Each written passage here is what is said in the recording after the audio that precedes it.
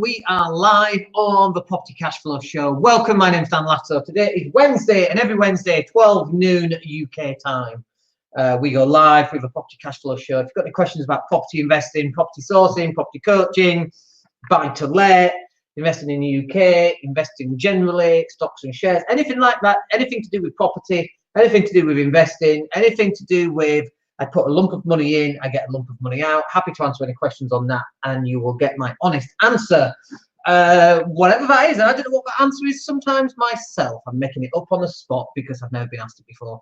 But a lot of the time when we get asked stuff, we've been asked it a million times. We already know what the answer is, and we implement what we know. And that's done very well for me for the last 20 years. If you're listening to this on a podcast, thank you so much for listening. Go and give us a like and a 5-star review. That's always nice. Give us a thumbs up. But if you're watching live, then welcome to. And in this session, I want to talk to you about whether your main residence should be rented or whether you should be buying it as an investor, if you're an investor. Okay, so let me put this into context of where we are, because this is very relevant to where I am right now in my life. Okay, so for the last 20 years, I've been buying properties, as you know, and I bought my own house going back 20 years ago, £40,000. Still got it. We rent it out now. We've got permission to do that too. Of course, that's important. But I bought my very first house. It was a below market value deal. It was a gifted deposit, although I didn't understand those terms back then 20 years ago. I didn't have a clue what I was doing. But I bought my own house. Now, interestingly, I kept buying houses. Some I've moved into and then turned them into buy-to-lets, and others were just strictly buy-to-lets. But I always had my own place. I never really rented. After I'd bought a place, I never rented anywhere. And so that continued for about 15 years. And then we moved to Spain. Okay, so I still kept the house in the UK. I kept that for the following 4 years. And in the last couple of years, we've been in Spain about 6 years. The last couple of years, we actually rent out the main home now. I haven't got a house to go back to in the UK. So all my portfolio is rented. Okay. So put that in mind. When I go back to Leeds, I go stay at the nice hotel in the city centre there. And that's where my home is when I go back to Leeds. And I don't go back very often. Now, this is really important to put into context. The house that I live in here in Spain is a rental. I know, it's really bad, isn't it? We've got millions of pounds of properties that we own in the UK, and Dan rents.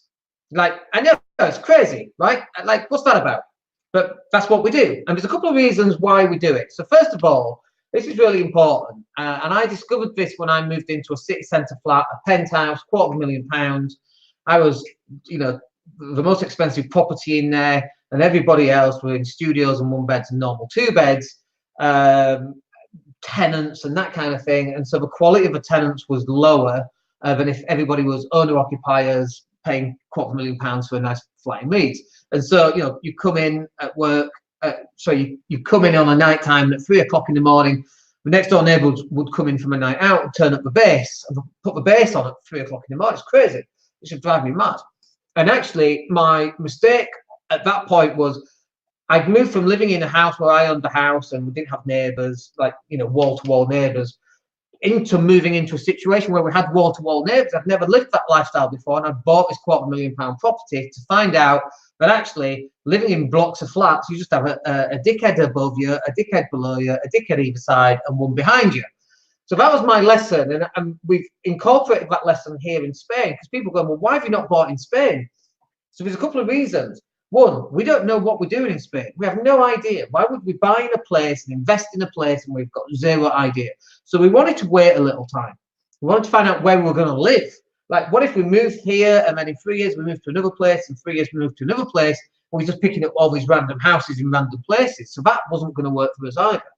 So we made a decision to rent. Now, we've been renting here been in Spain 6 years. We had one place up in Valencia, and then we live in this place just outside of Valencia, about an hour north on the Mediterranean coast. We've lived here for 5 years, and we pay €1,000 a month. Now listen to this, folks. This gets me excited. Look, I'm getting all excited. So we pay a grand a month in euros, about £900. It used to be 750. Thank you, Brexit. That's cost me 150 quid a month for the last 3 years. So £1,000 a month, and for £1,000 a month, we get a 4-bed detached villa with a swimming pool that's 150 meters from the beach, which is, I'm pointing over there because that's where it is. That sign there is actually where the beach is. We're 150 meters. The swimming pool's just out there. It's a detached house. We pay €1,000. Why the hell would we buy when we've got this beautiful place for €1,000 a month? Okay, that's number one. Okay, number two is to buy this place. Let's say, and bear in mind, in Spain, it's fine getting your deposit on a house. The tax in Spain is about 7% as well. I think it's 7%. So you've got to add that on. So if it's 20% for the deposit, you've got to add another 7% for all the transaction taxes. So you're talking almost 30% down for a house here in Spain. So if it's £500,000, you do the maths, what's that, 150 grand down?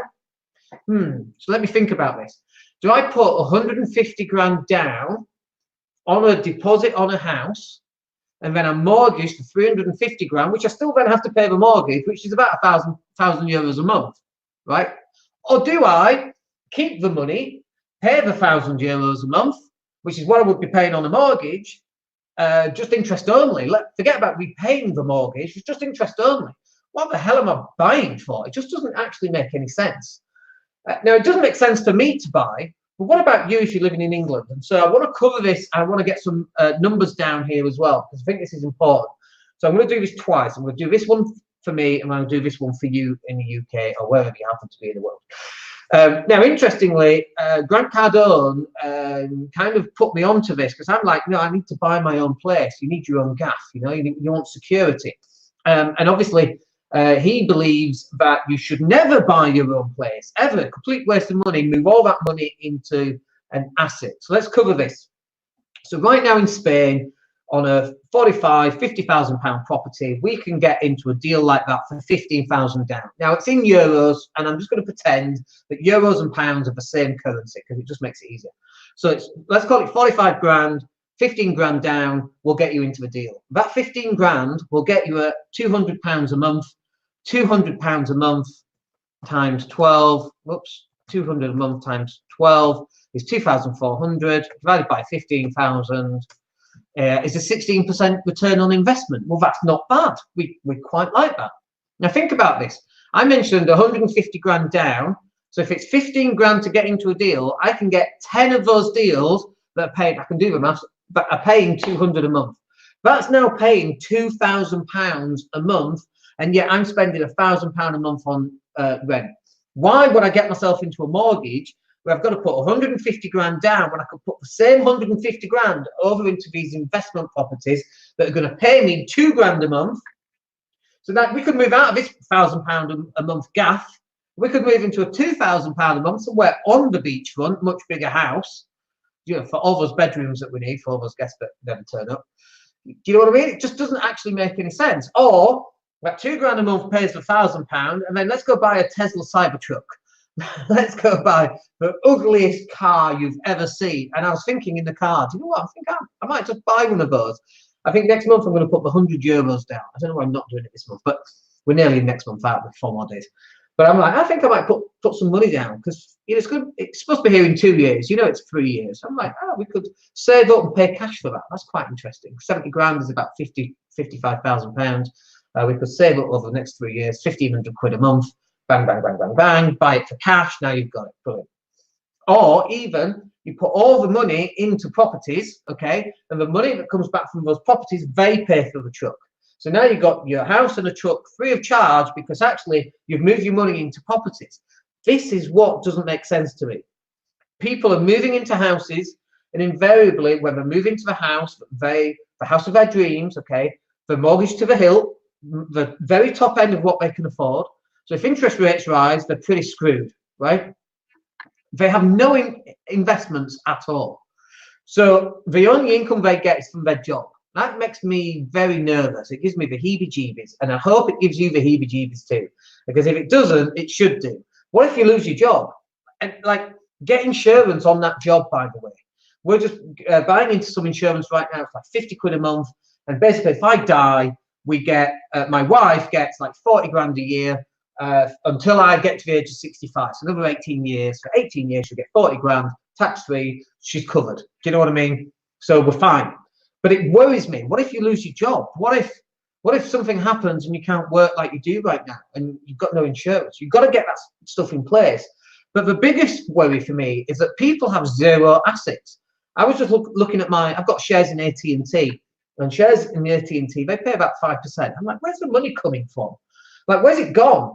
The dividend payments, where's that money? So I was checking through. I'm with Hargreaves Lansdowne, which I highly recommend. And I was looking through, and it's there. It's all there. It's in cash. I'm like, I need to just start reinvesting this money. But these are the conversations that you need to start having. Where's the money coming from? What's the income? Where's the income coming from? How much is the income? What's the tax on that income? What type of income is it? Like at the moment, I've not got a book, and I am well jealous because I've got, for example, Tina Walsh, who's a best-selling author and does property sourcing compliance. I'm well jealous of Tina. She's got a book. It's £25 a month. I do know how many copies, but I'm not. She sells every month, but I'm not going to mention it. But that is a source of income, and I love that as a source of income. And I'm jealous because I haven't got that source of income. And when Tina gets that source of income, and I don't know if she does this, but she should be. And if you're watching Tina, you need to do this. You should be putting that money into stocks and shares or into property and using that money so it turns out even more money. Because your money works best when your money is making money off the money it's already earned. Does that make sense? Let me say it again. The position that you want to get into is where your money is making more money from the money it's already earned. Okay? So that first property that I bought 20 years ago for £40,000, it's a HMO. The mortgage is, I don't know what mortgage is, £200 a month, let's say, and it pulls in £1,200. So call it another £400 on top for utility bills, call it 600 quid a month in bills. It makes 1,200. I'm making £600 a month from that, let's say. It's great. Now, £600 a month is £7,200 a year profit. Let's take that over 10 years, 70 grand. How many deposits can I get out of that 70 grand? 3 or 4, maybe, in Leeds, 60, 70 grand units. Now, the profit from that is now making more profit. This is exactly what you want. You want your money to be making more money than it's already made its money on. That's where success comes from. And it ends up being like this, what's the word? Where it increases exponentially. So I was listening today how the wealthy have increased their wealth by X amount of pounds and the poor has got poorer. And it's like, the reason why the poor get poorer is because the poor spend money on crap. TVs and cars and cigarettes and beer and nights out and Netflix and shopping. Get rid of it all. Start saving the money. Start putting the money into something. Be debt free. If you've got debts, pay down your credit cards. Move some of that money over so that you're now making money off the money. And in 20 years' time, it starts really slow, but in 20 years' time, it starts going up and up and up. Now, I said we'd do it 2 ways. One was for me here in Spain, and the other was over in the UK. I was looking yesterday at properties in the UK, and I was looking at how much money down, what are the sort of returns that you're getting. And I came across a property yesterday, and it was on Facebook, and there's some new builds that are just being built. They're 1-bed flats for £70,000. Let's just have a look at the math. £70,000 minus 20% is £14,000, which gives you so basically you need 14 grand to get into that deal. Okay, now you've got stamp duty on top, and then you've got solicitors fees. Let's say 17 grand in total. Okay, 17 grand is 10 months at £1,700, or it's 20 months at £850. You can do the maths. Okay, it comes out at £56,000. That's how much you need to finance at 2.5%. I'm uncomfortable, by the way, at 2.5%. So you want to stress test this at like 5%. But anyway, it's £1,400. It's £116 a month. That's what the interest-only aspect of that mortgage is. So on a property at 70, like minimum, you're going to get 450 on that. So now I know you've got service charges. Take 100 off that, 350. Take the mortgage off. You're about £240 up. £240 times 12, 240 times 12 is 2,880 divided by the £17,000. Now, if you don't know how to do these numbers, by the way, you need to sign up on the property sourcing training, because we go through how to calculate yields, how to calculate return on investments. But actually, we're talking about a return on investment right there on that deal of about 17%. Obviously, I've made up some numbers. just for brevity. Not used that word for a long time. But that's a return on investment of about 17%. So 17 grand down will make you £200 a month, call it 250 a month, about 240 it was, call it 250. Make you 250 quid a month. Now, how many of those deals do you need to cover your rent? Let's say 4 of those deals. So you need £17,000 times 4. You need 68 grand. 68 grand will get you £1,000 a month. Every month, as long as it's rented, that's not taking into account any repairs, any voids, any management fees. You want to be managing it yourself anyway, frankly. If it's close to you, definitely want to be doing that. And as you get more and more properties, you get better economies of scale. And I hear this all the time, and I had this conversation yesterday. The problem isn't that you've got one property and you've got problem tenants. That is the problem, in fact. It's not the tenants, it's the fact you've got one property. If you've got 100 properties that in one location, that's not the problem, okay?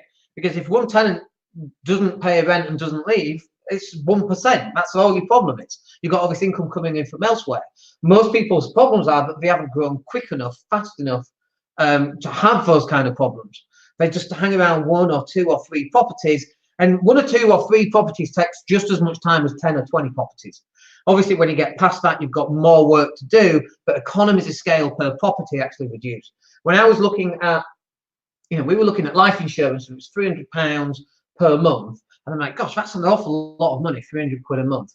But actually, when we look at, we're talking like £3.5 million worth of cover there. But I'm like, put it into context. Divide £300 by how many properties you've got. Now, if you've got 60 properties, that's £5 per property. That's worth doing. But if in context, it's worth doing. Out of context, it's totally not worth doing. Let's go back to this one here. So you've got to work out what's best for you. Now, there's some things going on right here, and some of the things that are going on right here are some of the mental aspects. So use weight loss and the fasting. My fasting week's been terrible this week. I had a McDonald's yesterday. Anyway, so what happens is people can't go to bed hungry. And the reason why they can't go to bed hungry is, first of all, they think they're going to die. And after a while, they realize they're not going to die. So they get rid of that. Then the next problem is they can't go to bed hungry because it reminds them of when they used to be younger and mum and dad had no money to feed them, so they went to bed hungry. And it worries them that they can't sleep because it feels like they're going to bed poor. Okay, it's really interesting. So in the context of property, a lot of people, they feel like they have to buy their own house, because if not, what, you've got millions of pounds of property, but you rent? I thought you were wealthy. It's like, oh yeah, I am. And they go out and they spend money on a property to kind of hide the fact that they, not hide the fact, to pretend that they're wealthy in some way.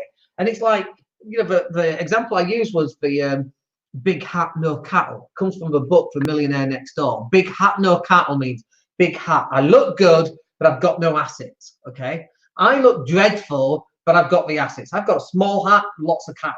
I've got lots of properties, lots of cash flow, lots of different places for cash flow. And that is my protection right there. If I lose one property and it goes down for whatever reason, it's fine. All the others are there and I'm protected because I've got strength in numbers. But other people, they buy a big house, nice car, and they've got zero assets. You don't want to be that person.